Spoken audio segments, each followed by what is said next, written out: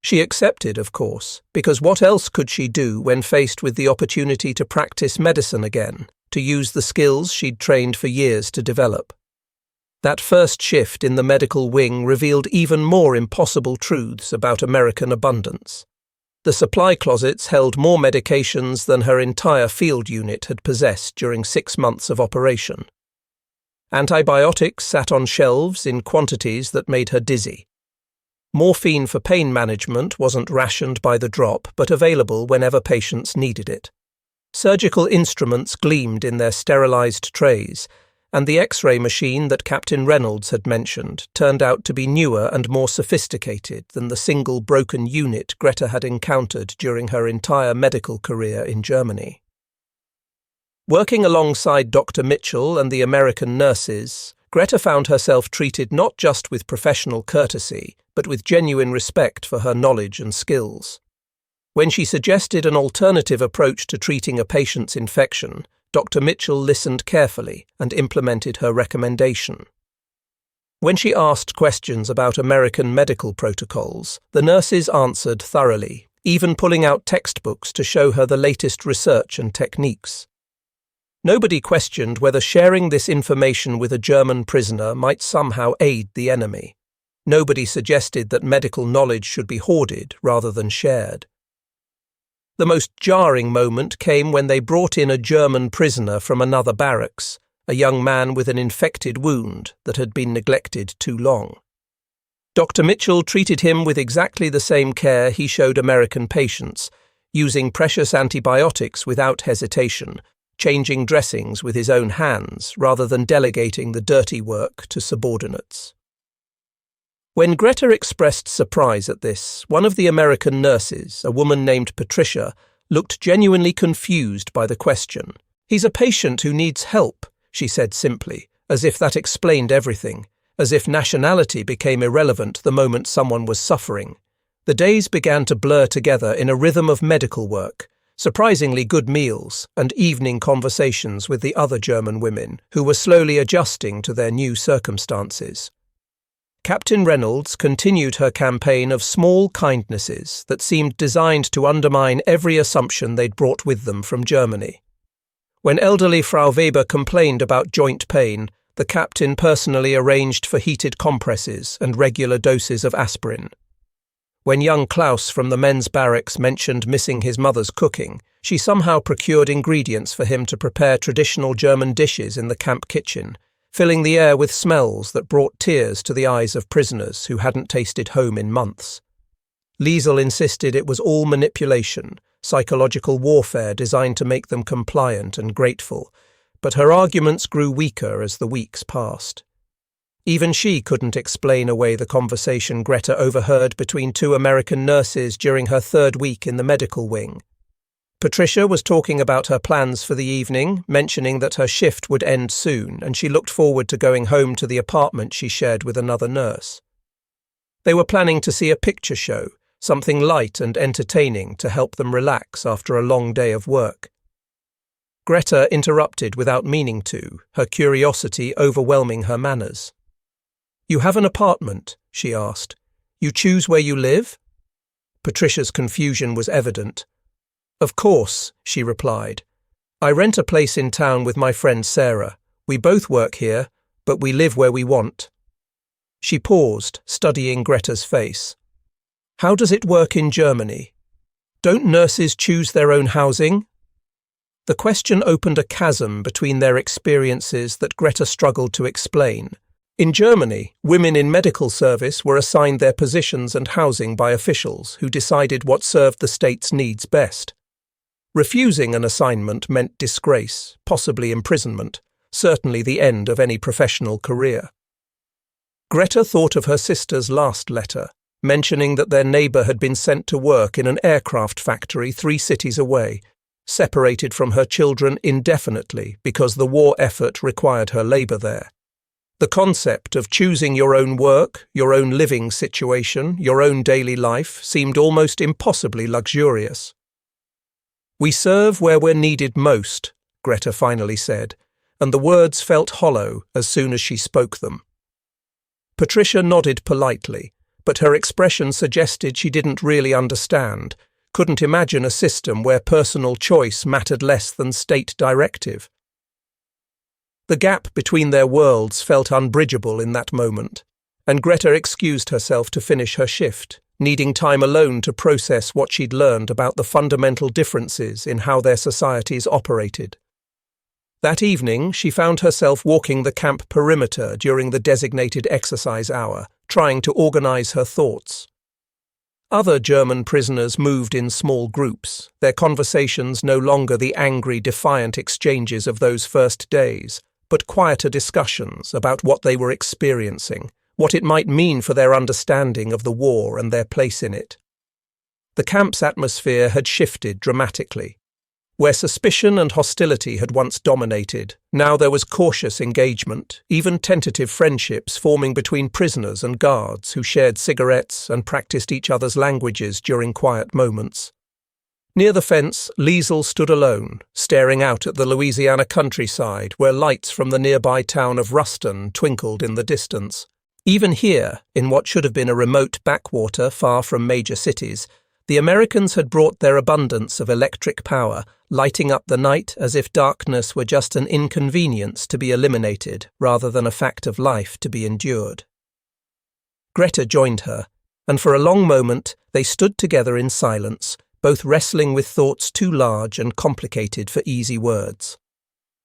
"I received a letter from Margot today," Liesl finally said, her voice barely audible over the sound of wind rustling through trees beyond the fence. "From Berlin."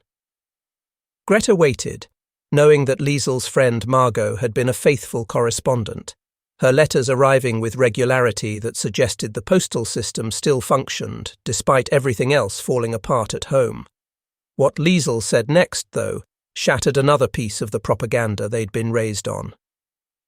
"Margot says the Americans dropped leaflets before the last bombing raid," Liesl continued, still not looking at Greta, still staring out at those impossible lights in the distance.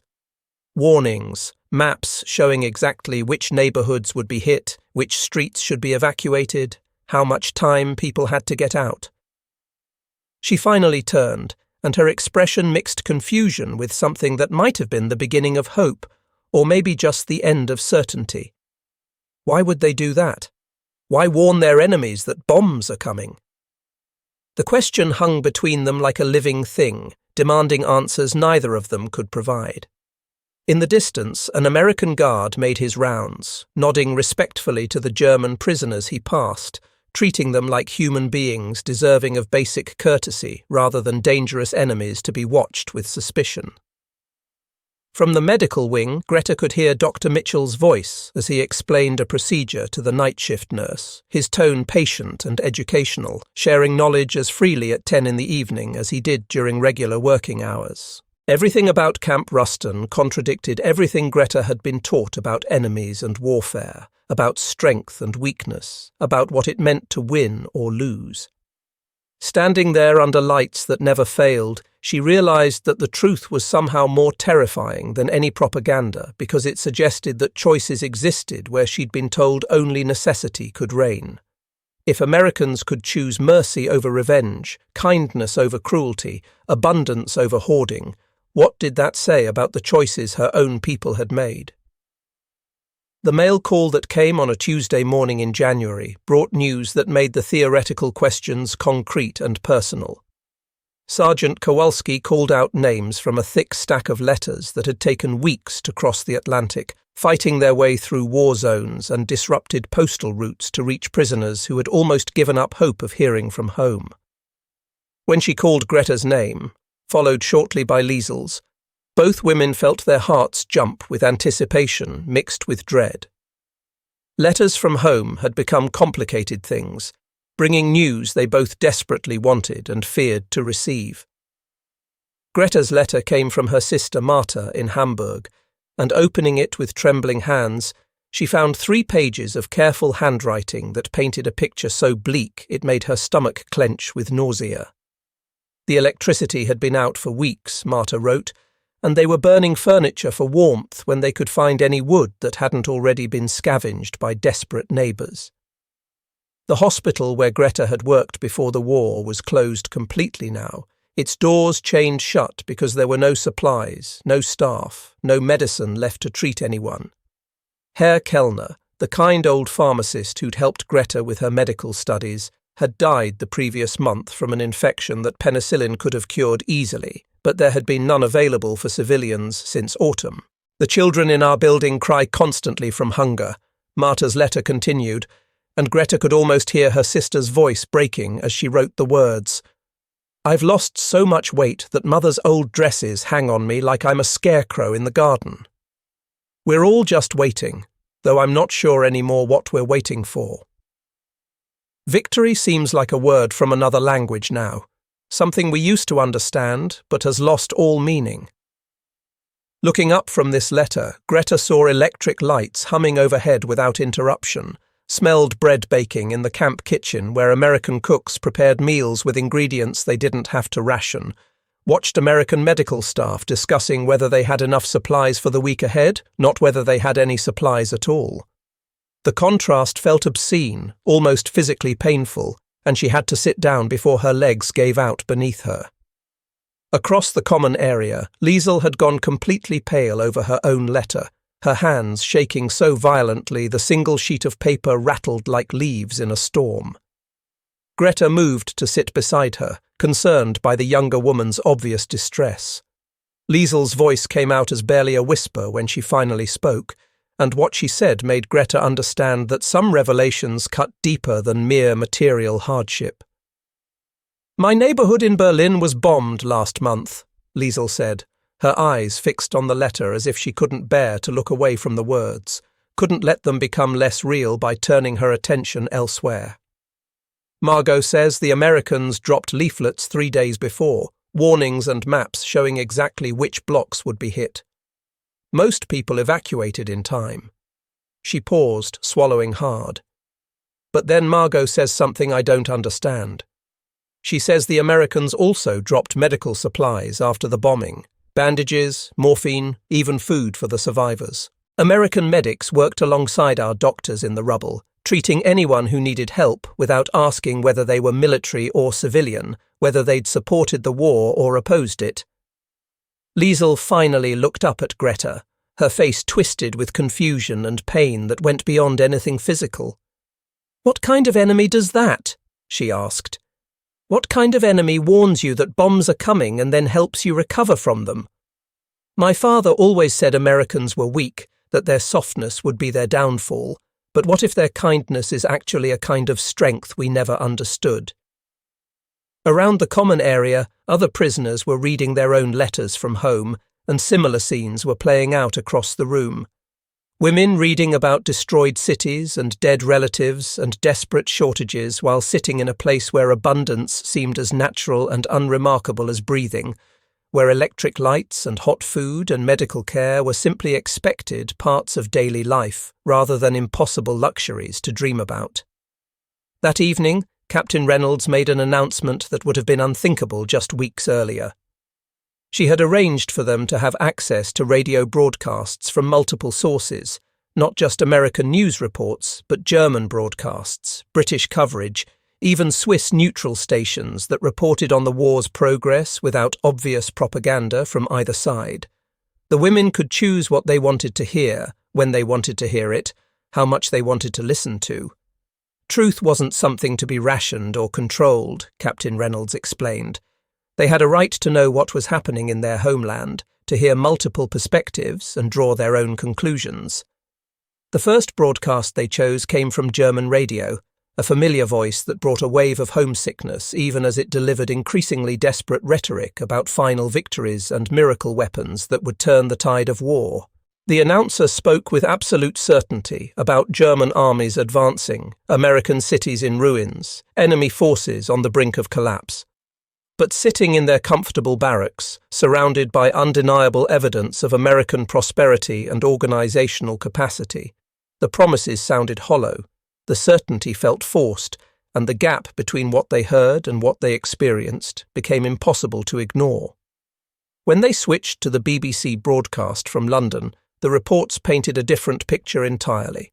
One of German cities under siege, supply lines collapsing, a military machine running out of fuel and ammunition and men while its leaders continued insisting that victory remained just around the corner. The facts aligned uncomfortably well with what their letters from home described, with Marta's accounts of hunger and cold, with Margot's descriptions of bombed neighbourhoods and desperate civilians. The truth was becoming harder to deny, even for those like Liesel who'd built their entire identity around belief in German superiority and inevitable triumph. But it was the American broadcast that delivered the blow Liesel couldn't deflect or explain away. The reporter described American bomber crews who had requested permission to drop medical supplies over German civilian areas, pilots who'd volunteered for dangerous mercy missions to deliver food to starving populations in cities they'd just bombed. He spoke matter-of-factly about American field hospitals treating wounded German soldiers with the same care given to Allied troops, about medics who saw patients rather than enemies, who believed healing transcended nationality. "My father always said Americans were soft," Liesel muttered after the broadcast ended, her voice hollow with the weight of collapsing certainty. He said their weakness would destroy them, that they didn't have the strength to do what was necessary to win wars. But what if their kindness is their strength? What if we've been wrong about everything that matters? The question hung in the air as the radio fell silent, and nobody rushed to answer because they were all wrestling with the same terrible possibility.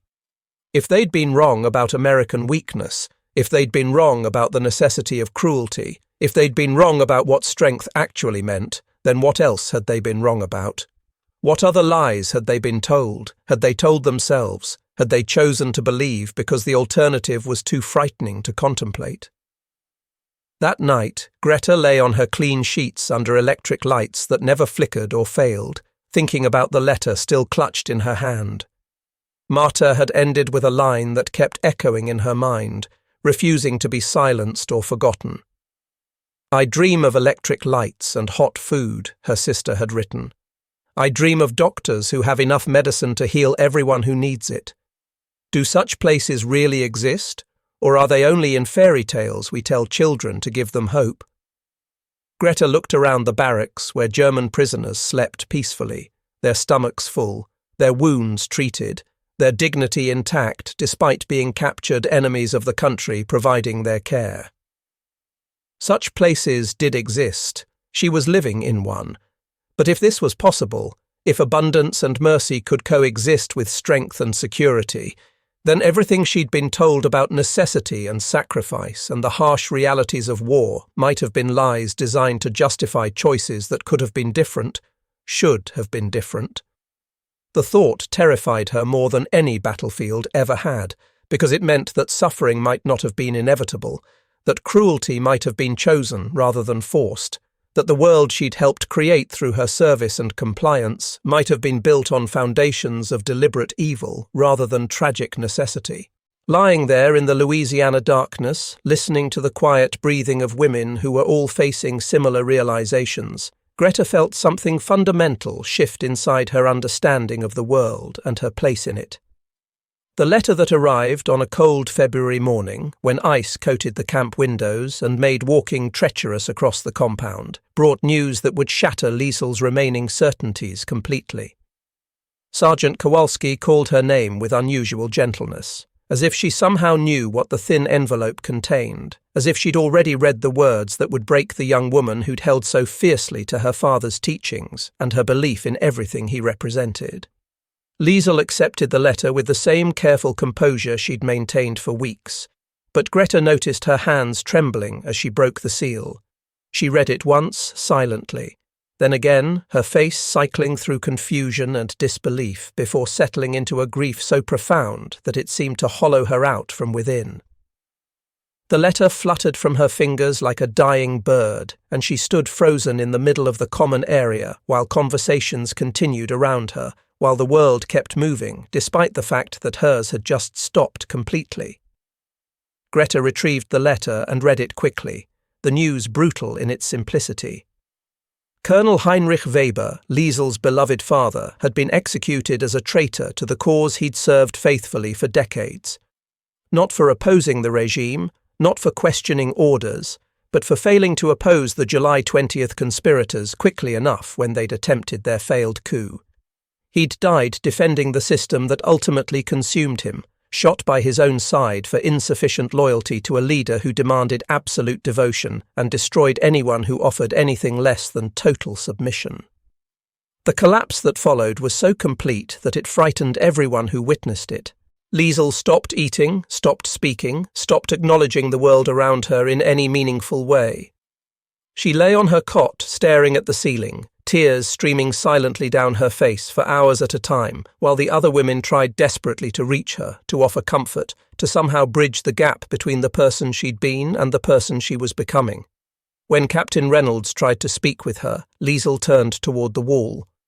When Dr. Mitchell suggested mild sedatives to help her sleep, she refused to open her mouth for the pills, refused to cooperate with any attempt to ease her suffering. It was Captain Reynolds who finally broke through Liesl's silence, though not with gentle words or sympathetic platitudes. She appeared in the barracks one evening carrying a manila folder thick with documents, and without asking permission, she sat on the edge of Liesl's cot and began laying out photographs and official reports across the blanket. "These are from camps we've liberated," the captain said quietly, her voice steady but not unkind. "Your father's signature is on some of the transfer orders." The photographs were worse than anything Greta had imagined, worse than any nightmare her mind could have conjured even at its darkest. Skeletal figures in striped uniforms stared at the camera with eyes that had seen too much horror to ever fully return to normal human expression. Mass graves gaped open like wounds in the earth. Medical experimentation rooms showed equipment designed to cause suffering rather than heal it. Children's belongings piled like mountains of discarded dreams, shoes and toys and photographs that represented thousands of lives snuffed out with industrial efficiency. And there, in careful German script on official letterhead, was Colonel Heinrich Weber's signature authorizing transport of undesirable elements to work facilities. The handwriting was unmistakably his, the same loops and angles that Liesl had watched him use to sign birthday cards and school permission slips and notes excusing her from classes when she was ill. His signature appeared on document after document, approving transfers, authorizing implementations, confirming receipt of reports that detailed methods of execution and body disposal with the kind of bureaucratic precision Germans were famous for. One document in particular made Liesl's hands shake as she held it. A detailed report from a camp commandant describing improvements to processing efficiency, methods for handling larger numbers of arrivals, techniques for extracting maximum labor before disposal of those who became too weak to work. At the bottom, a note in her father's handwriting, approved for implementation, increased efficiency as discussed. The words were casual, professional, the kind of notation he might have made on any administrative document, except that this document was about murdering human beings with greater speed and organization. Liesl's composure shattered completely. She doubled over as if physically struck, great heaving sobs that seemed to tear her apart from the inside, that shook her whole body with the force of revelations too terrible to bear. All the idealism, all the pride in her father's service, all the certainty about German righteousness and the noble cause they were serving, everything she'd built her identity around since childhood, it all crumbled into ash and bitterness in the space of a few terrible moments. 20 years, she gasped between sobs that made it hard to breathe, hard to think, hard to exist in a world where these truths were real. 20 years, he told me we were saving Germany, making it pure and strong and great. He said we were protecting our people from those who wanted to destroy us. And all this time, all those years of believing him, of defending him, of being proud to be his daughter, he was doing this. Greta sat beside her and pulled her close, feeling the smaller woman's whole body shake with grief and horror and the weight of complicity that couldn't be denied or explained away. There were no words for this kind of betrayal, no comfort that could bridge the gap between the father Liesl had loved and the man whose signature authorized atrocities beyond imagination. The best Greta could do was hold her and let her cry, let her break apart completely so that maybe eventually she could begin putting herself back together into something new. "I helped them," Liesl whispered into Greta's shoulder, her voice muffled but clear enough.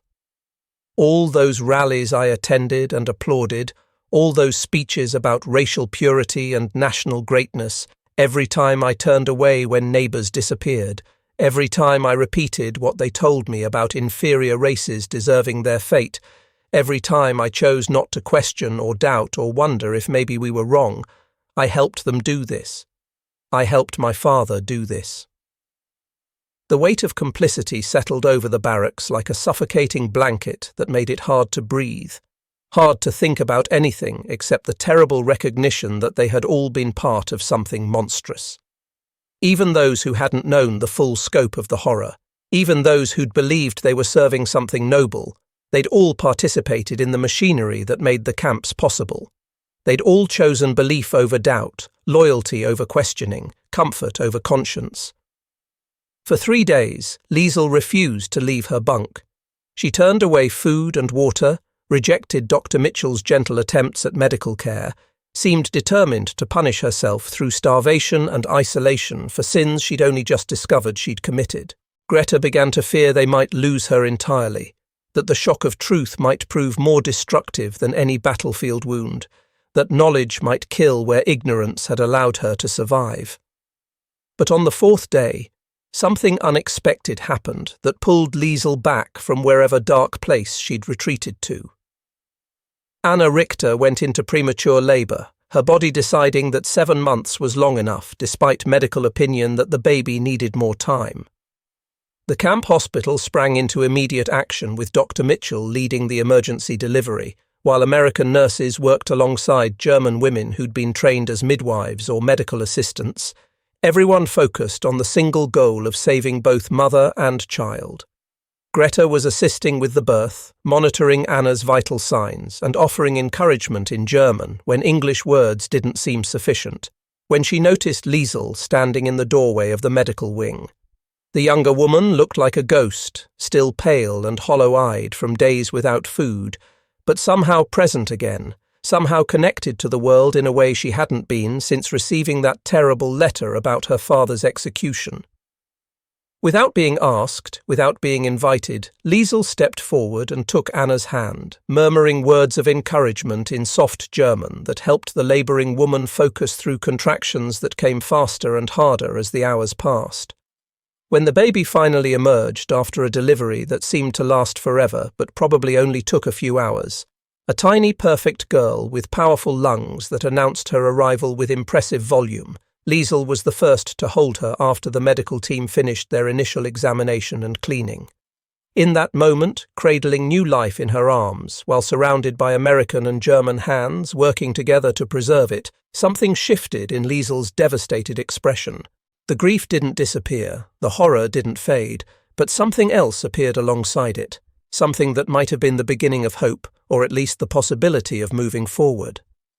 She looked down at the baby's face, at eyes that couldn't yet focus properly, at tiny fingers that grasped instinctively at whatever touched them, and she whispered words that made Greta's throat tighten with emotion. "She doesn't know," Liesl said, her voice rough from days of crying and not speaking. "She doesn't know about any of it, about the camps and the lies and what we did. She's just innocent and new and perfect." Captain Reynolds appeared beside them, drawn by the commotion of the birth and the baby's healthy cries. Her voice was gentle when she spoke, acknowledging Liesl's pain while offering a framework for moving forward. "That's where we start over," she said. "With innocence, with choosing what we build next instead of defending what we built before, with one honest choice at a time." Liesl looked up at her with eyes that had aged decades in a matter of days, with an expression that suggested she understood the enormity of the task ahead, but was willing to attempt it anyway. "How do we build anything good from foundations this rotten?" she asked. And the question wasn't rhetorical, wasn't meant to deflect responsibility, but genuine curiosity about the mechanics of redemption and reconstruction. "The same way anyone builds anything worthwhile," Captain Reynolds replied. One honest choice at a time, one acknowledgement of truth at a time, one decision to do better than what came before. It's not easy and it's not quick, but it's possible. I've seen people rebuild themselves after terrible things, and I believe you can too. She paused, looking down at the baby in Liesel's arms. And sometimes it helps to have someone to build for, someone who deserves better than what they'd inherit if we all just gave up. The news of Germany's surrender reached Camp Ruston on a humid May afternoon when the Louisiana air hung thick with the promise of summer storms and the kind of heat that made breathing feel like work. Captain Reynolds gathered all the prisoners in the common area and announced it simply, without triumph or mockery or any attempt to make them feel worse than they already did. The war was over, the regime had fallen, and arrangements for repatriation would begin within weeks. They would be going home, though home was now a country that no longer existed in the form they'd left. The silence that followed felt heavier than any celebration could have, weighted with all the complicated emotions of hearing something you'd known was coming but weren't ready to face.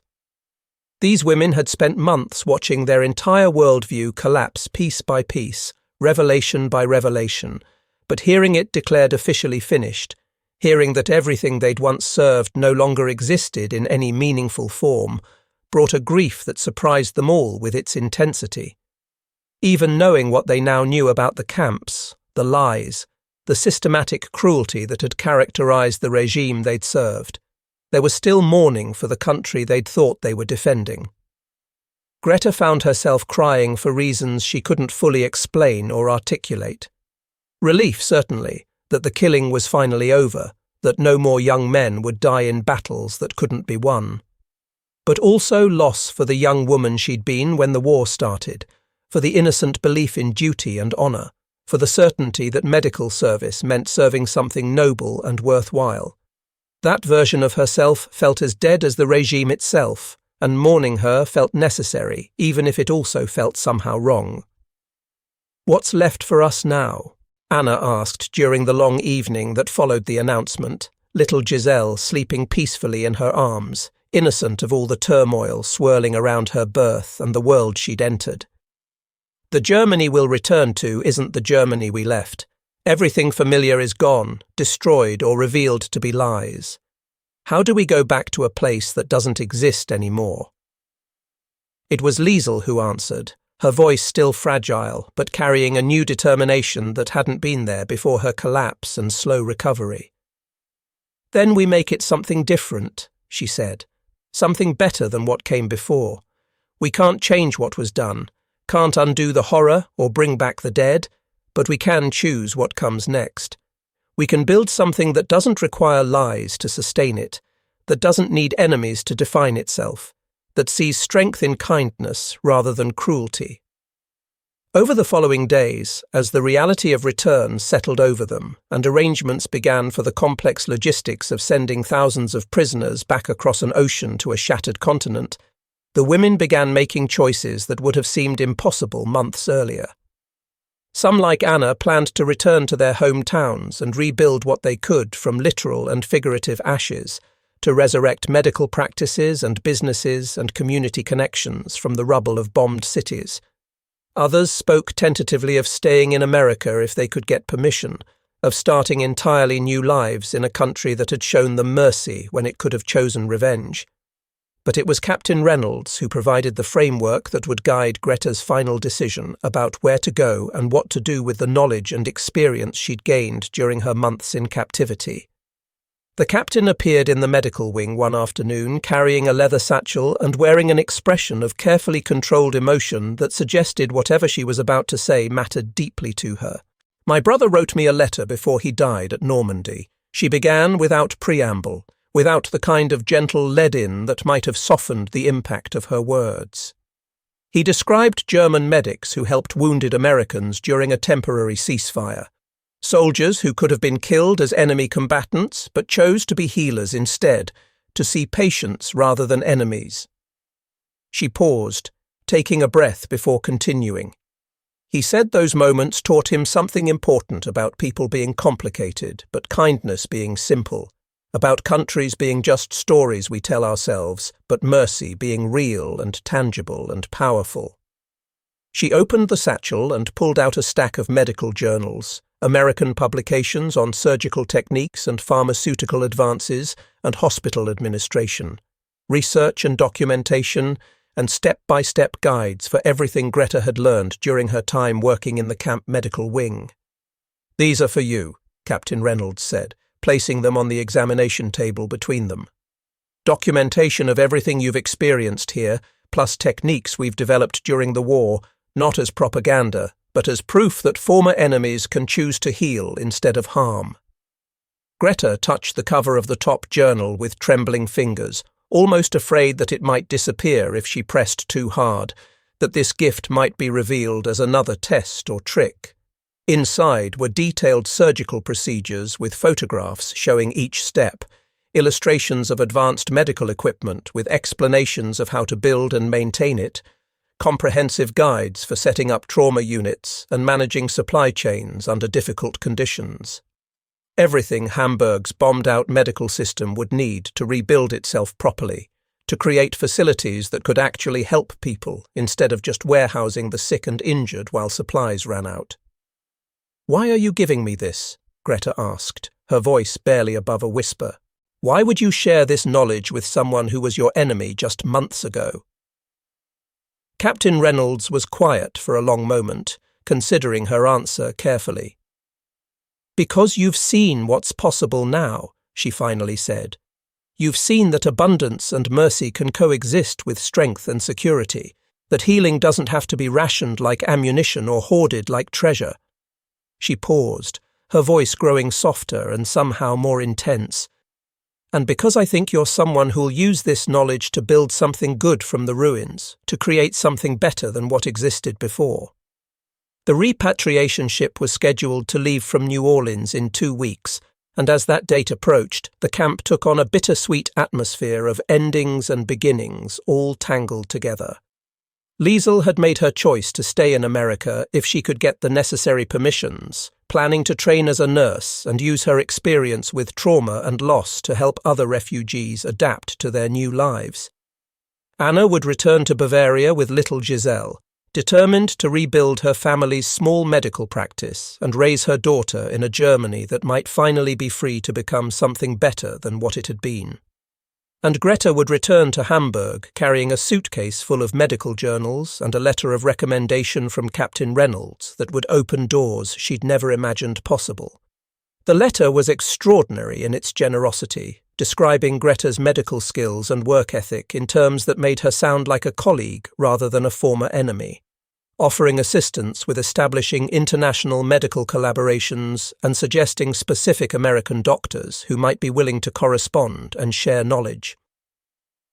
The night before departure, Captain Reynolds presented each of the departing women with a small American flag, not as a symbol of conquest or submission, but as a reminder of what they'd discovered during their time in captivity.